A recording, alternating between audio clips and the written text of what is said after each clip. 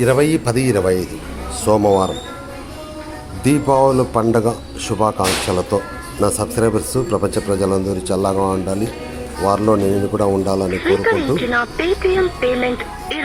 సోమవారం ప్రొద్దున ప్రతి ఒక్కరూ ఇంటి ముందు బూడిద గుమ్మడికాయ అర్ధానికి కోసి పసుపు కుంకుమ పూసి మధ్యలో విత్తనాలు అవన్నీ తీసేసి దీపం వెలిగించి ఆ విత్తనాలన్నీ తీసేసిన తర్వాత మధ్యలో నూనె ఎక్కువగా పోసి దీపాంతులు వెలిగింటి. ఇట్లా దీపాంతులు వెలిగిస్తేనే మీ ఇంటికి మహాలక్ష్మీదేవి అనుగ్రహం ఉంటుందని కోరుకుంటూ ఇట్లు కాయగూరల లక్ష్మీప్రసాద్. దయచేసి దీన్ని పాటించండి.